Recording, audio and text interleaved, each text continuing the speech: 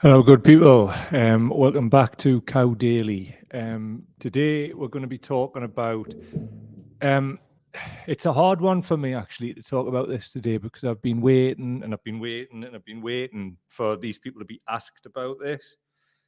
And the reason that I've been waiting for it is because you would just think journalists would ask people about things that they've done, which are, shall we say, problematic.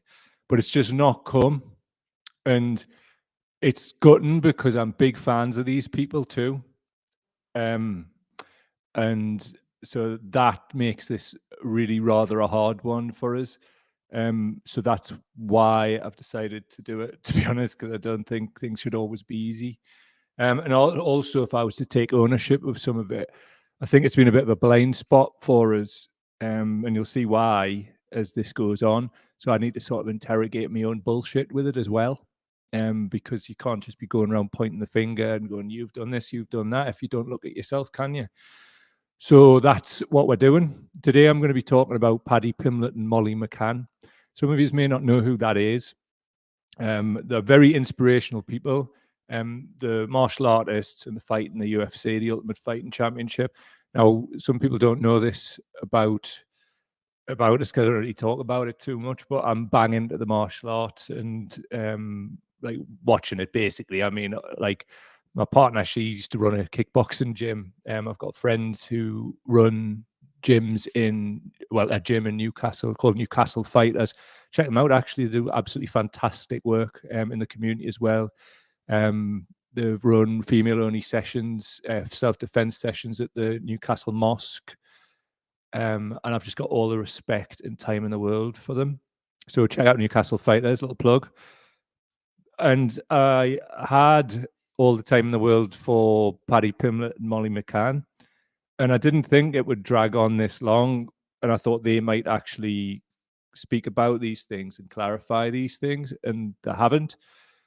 And what's triggered this off was, and I'm not going to like play the clips from what happened last night, which was Paddy Pimblett released a podcast on his own channel with Dana White, who runs the UFC, who's just like a proper Trump capitalist fucking cunt. Sorry, bleep that out. It's 2 minutes in. Beep, beep. He pays fighters far less than what they're worth. And Paddy Pimblett himself was complaining about the contract that he was on when he first signed. But that's all changed now that he's some kind of big phenomenon and he's on a big deal, which is like, I'm not against people earning money. Absolutely. And I think given some of the things that he's done in the world, he deserves all the money that he gets. So that's the preamble. The detail will come soon. But as usual, if you would like to support our work, please go to patreon.com/cowdaily. That's patreon.com/cowdaily. I've been blown away in the last 24 hours. Like so many of you have stepped up and are supporting and have, yeah, you just every time a new parent comes in, it just makes me heart sing a little. It just feels like we can do this. We obviously need more people to sign up, but it's going in the right direction, and for it to be financially viable for me to keep doing this. Patreon is the way. Obviously, in the future, we'll hope to grow the channel, and obviously, revenue and whatever will come in that way via the YouTube channel. But that's not the case at the minute. We're not monetized at the moment. So, yeah, patrons are keeping me going, and I cannot thank you enough. So, I've worked out a way to try and get you all on the screen at once. One's a ticker there, and one is a banner. I just picked all those names are just so valuable. And there's new people in the last 24 hours: Carl Hampton, Neil Fish, Karen W., Big Bob Grady, Ali Keefe, Petter Howell, Len Milligan, Richard Plater. Thanks so much, man. And thanks so much to absolutely everybody else that's on the screen. But if I was to read these all out at this point, we'd be on all day. I wanted to keep it like kind of short and sweet today, because as you know, yesterday I did an extra one, and obviously you know the topic that I was covering. So I'm just trying to like watch myself and not overwork and just keep it going through the weekend and have a proper rest. So as I say, like with all that in mind, this is a tough one for me. Like Paddy and Molly have done so much good for mental health They've got the crowd at the UFC in London to chant "fuck the Tories." It was just brilliant, and I think we really do need people who are anti-establishment and in the public eye, but also are doing well financially as well. Because my version of like sort of socialism or sharing or whatever you want to call it is not about people being on the bones of their arse. I want everybody to thrive. That's the version of the world that I want to see. So there's no hate on this with me. And as I say, I'm not going to, if you want to know more about like the backstory between the feud between Paddy Pimblett and a journalist called Ariel Helwani, go to MMAfighting.com, but also Paddy Pimblett's own YouTube channel. Watch Paddy Pimblett and Dana White first. There's a clip there where they're just slating Ariel and bullying him. In the week that Paddy sets up a bullying foundation, which is an admirable thing to do, but it's a bit of a moral inconsistency that I don't like. Also, the tax that they've put on the lad is absolutely bang out of order. There's a whole backstory about why and how he's been bullied by Dana White, and like he's still chasing him to this day, and like gets jobs removed from him from broadcasters and all kinds. It's petty as hell and horrible. That's the backstory to that, though. What I've been holding on to is this stuff here. Some of it involves racism, and some of it involves moral inconsistency in general around sexual assault and just general fucking misogyny from people towards women. So we'll go on. So what we've got here first is, this was from MMAfighting.com, and it reads, Molly McCann recounts stopping alleged sex trafficker during shift at Subway. She used to work at Subway when she was younger. This is from April 16th, 2020.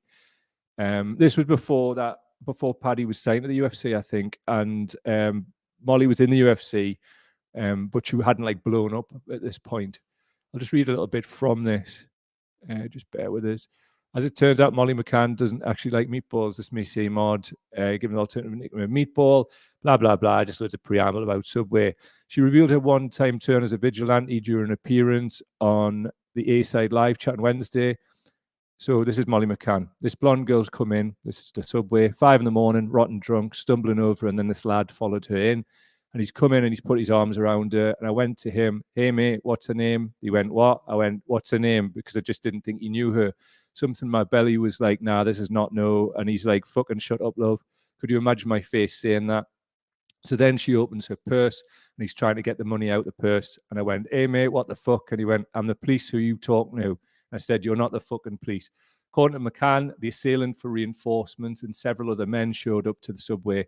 That didn't stop McCann from exiting the shop and physically confronting the man, resulting in a brief scuffle before the authorities arrived.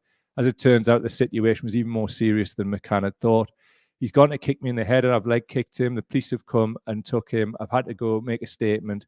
McCann said it turns out that he was a sex trafficker and he's trying to take her. They'd watched the cameras and they date raped her. They put date rape drug in her drink to take and to steal her, and she would never have been seen again. And I was like to the police, all in a day's work, guys. Right, so admirable as hell, and one of the reasons why I love Molly, really do. I think she's just such a wonderful woman. And as we'll see going forward, she's actually spoke at the Liverpool Enough is Enough rally. Obviously, the Enough is Enough campaign against further austerity and just generally an admirable thing for her to do. And as I say, we really need people like her to be stepping up and doing this. Problem is, though, Jesus, they've signed a big deal with something called Barstool Sports.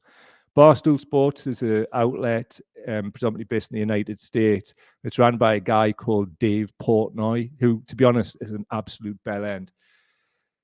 Here's why. I'll just put this up on the screen. Let's see if it's here. Here it is. So, as I said, Molly and Paddy have signed a deal with Barstool. Judge dismisses Dave Portnoy's defamation suit against Insider, which is an independent media outlet. This is from the Washington Post. What it says, a district court judge in Massachusetts dismissed a lawsuit filed by Dave Portnoy, the founder of the sports and culture website Barstool Sports, who had sued the digital news outlet Insider.com over the publication of 2 stories that quoted women, accusing them of sexual misconduct and assault. Portnoy in February sued Insider and its chief executive, top editor, and 2 correspondents, accusing them of willful and unlawful defamation and privacy rights violations over the publication of stories. Chief Judge F. Dennis Saylor IV granted Insider's motion to dismiss the case, writing that Portnoy's suit did not succeed in proving that Insider published the stories with actual malice or reckless disregard for the truth, the legal standard required to prove defamation of public figures in the United States. Saylor determined that the complaint did not meet that standard because Portnoy does not allege that Insider's anonymous sources were fake or that the articles misrepresent what the women told Insider's reports.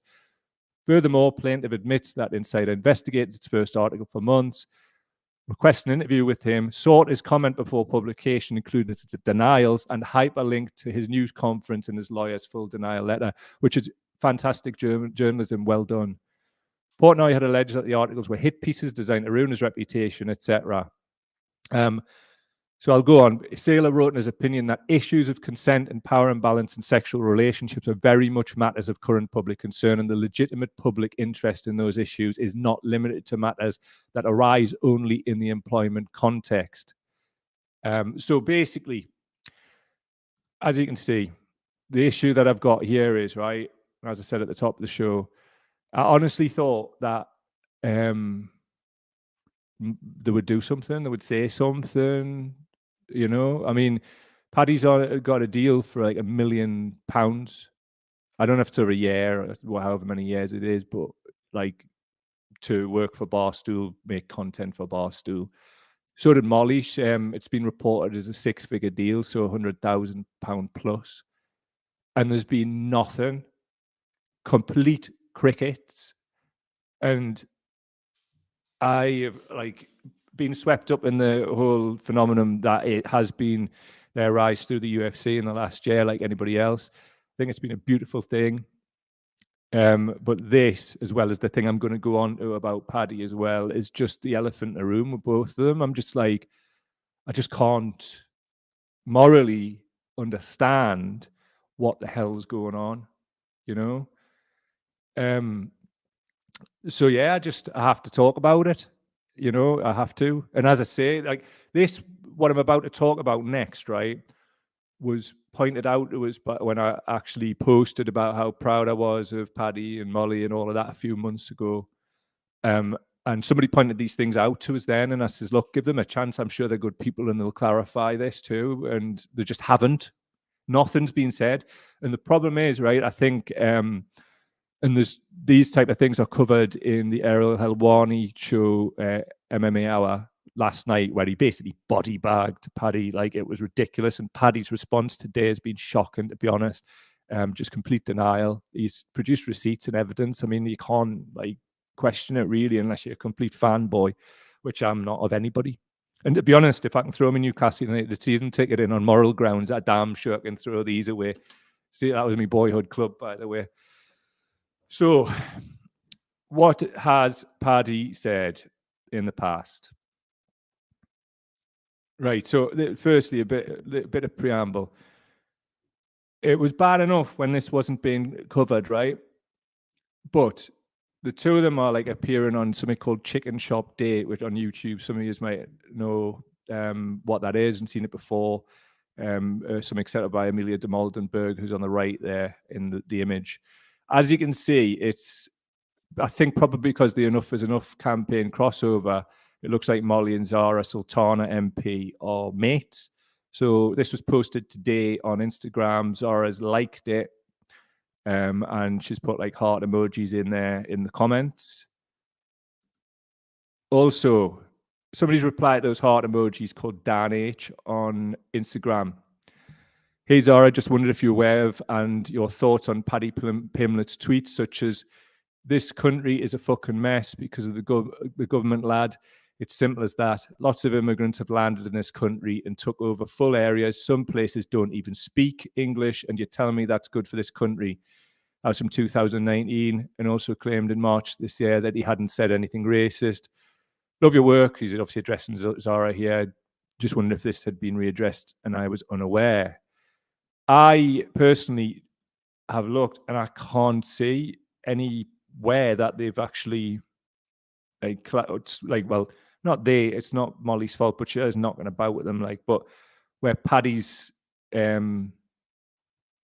even been asked this, and this is the problem with journalism online, right?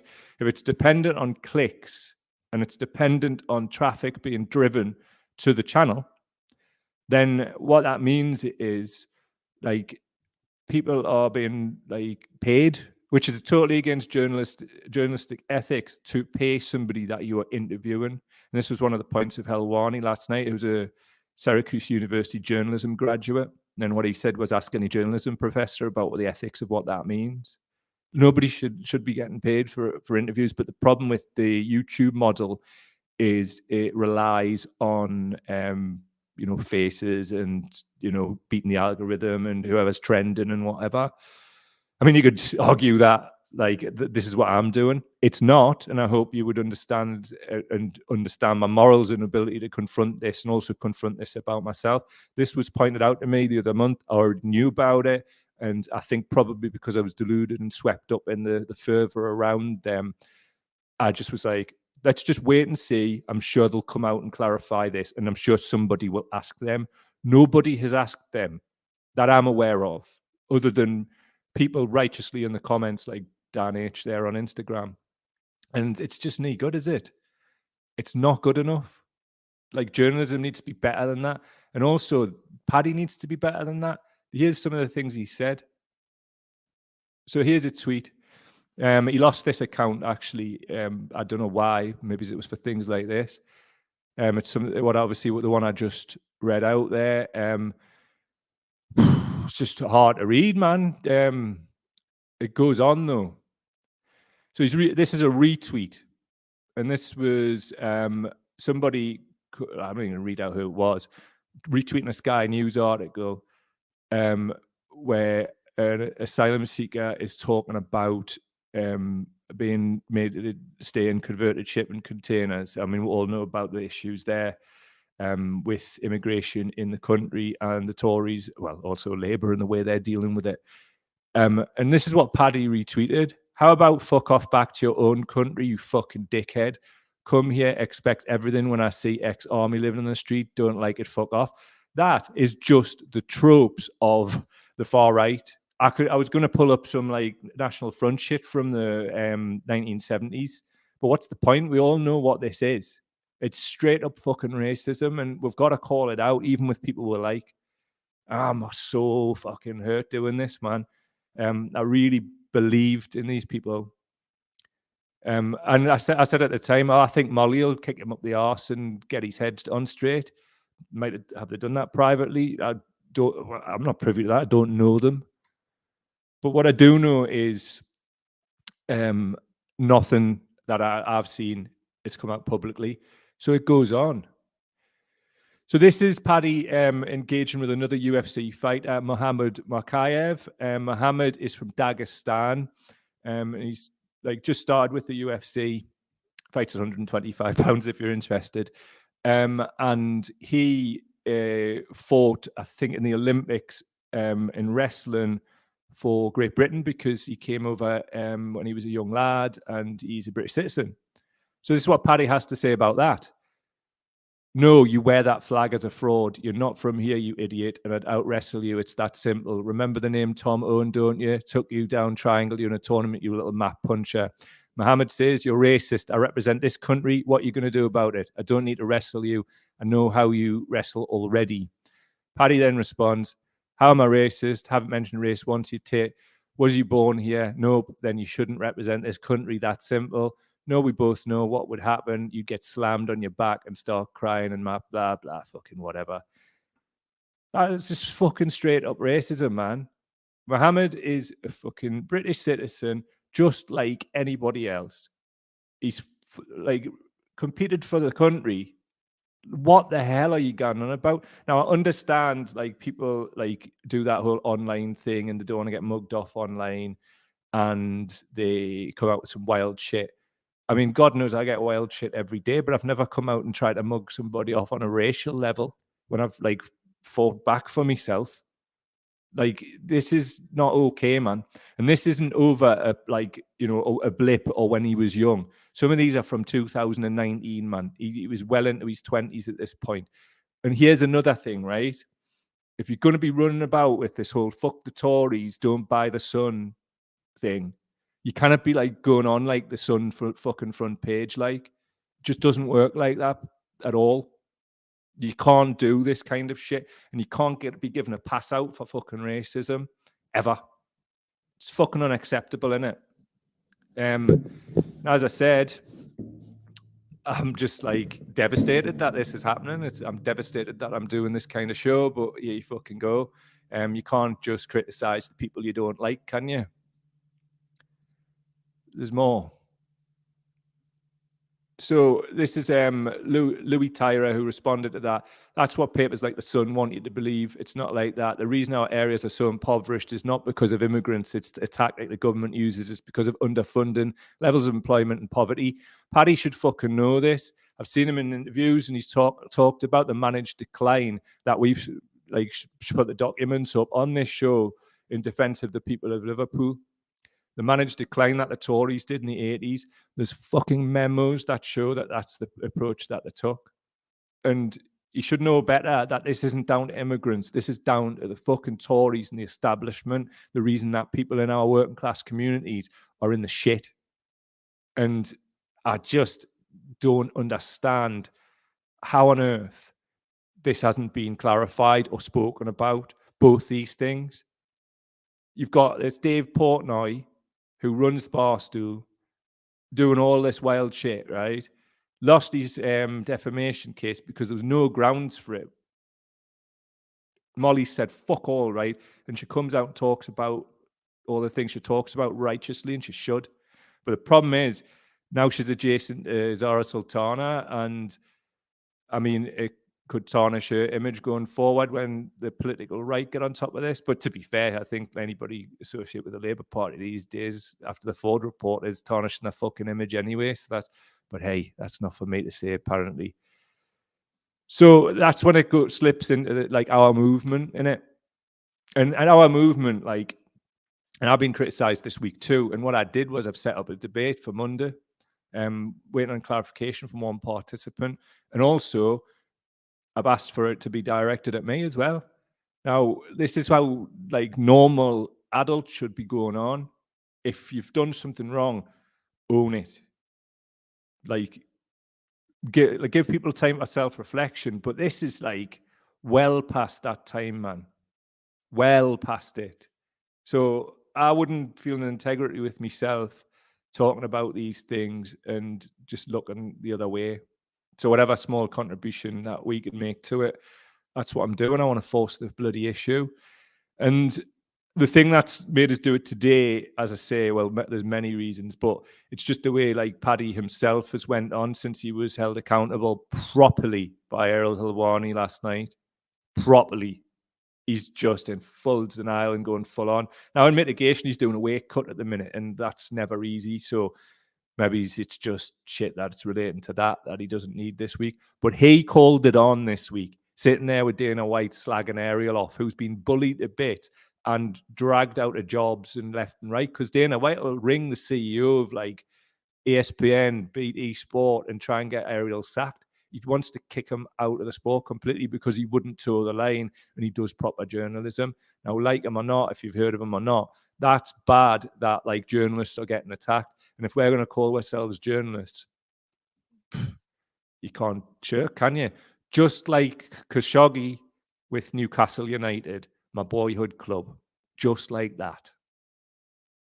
We can't just sit off and say nothing about these things, and we can't have this bullshit in our movement either. Just take a few comments before I get off. Here we are. Dave Slaz. The Babby Pimlet has inked a multi-year 7-figure deal with US digital sports and lifestyle giant Barstool Sports. Indeed. 2 seconds, Ali Keefe. We'll get you up, mate. Silent is assent as far as I'm concerned. If there's an issue that you're aware of, yet fail to recognise it, even acknowledge it, you're complicit. Fully agree, mate. Also, like, as I say, like, I think we need to give people time for self-reflection, but it's been time. And as I said, like, interrogating myself, I think it was a blind spot because I love martial arts. I love the fact that figures in the public eye outside of politics are stepping up and speaking about like injustice in the world. And I think I gave more time than I probably should have done. And the people in the comments were right to call me out about it a few months ago, dead right. And I apologize that it's took this long. But I did hope that they would act in good faith. But given, as I say, Paddy's response to being called out on other things last night, I don't think it's in good faith. And I think I've maybe got him wrong as an individual, which is sad, but that's life. Sometimes you find out people aren't what you think they are, don't you? And I'd rather like be aware of what we're dealing with. B62 Boom One, the hate goblins are being used by the Tories to distract from their failure as a government, and they're too filled with bigotry to say it. Exactly. Bloody hell. Bad, innit? Absolutely bad. Was Morris here as well. Hey, bud, hope you're feeling better today. Really appreciate that, man. If people don't know what's been assailing us, have a look at the bereavement one that I did yesterday. I'm on the up, and it's thanks to people like yourselves that that's the case, and I appreciate it. Properly, always appreciate you, man. Just before we go, patreon.com/Cow Daily. If you want to support independent media that acts in good faith, because say what you want about us, I always do, and I know that about myself. Sometimes you might have to give us a little bit more time on certain things, but I'll always get there in the end. And like I say, challenges. And thanks so much to everybody who stepped up and supported. I really think we can build this going into 2023 and beyond.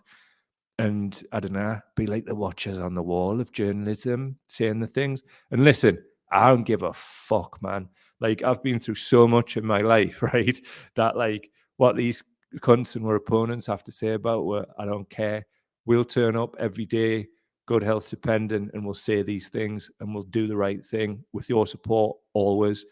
So thank you very much to all the people that you see on the screen popping up now. Without you, this wouldn't be happening, because this is a signal that we're going in the right direction. And we're by no means there to make this a full-time job. But imagine what we're going to do when it is. And then imagine what we're going to do when we bring Alice in full-time. We're going to bring Danny, the producer, back full-time. Think about it, man. We'll just smash the absolute fucking lips out of this, man. So obviously, the regular and predictable income that comes from Patreon as well. What it means is we don't have to go chasing like ads and sponsors and all of that. What I'd ideally like it to be is that it's good people like yous out there making contributions. So we don't have to chase whatever's trending, or not that we would to an extent anyway, but it does factor into decision making if you're trying to pay your bills. Or it's not about buying fucking Ferraris or out like that. Gosh, fuck that. It's about like putting food in bellies and heating the radiator, and you're contributing to that, and I appreciate you a lot more than you now, I think. So thank you very much. That's been Cow Daily today. See you with a couple of guests tomorrow. But as we said, going forwards, I'm not going to announce guests.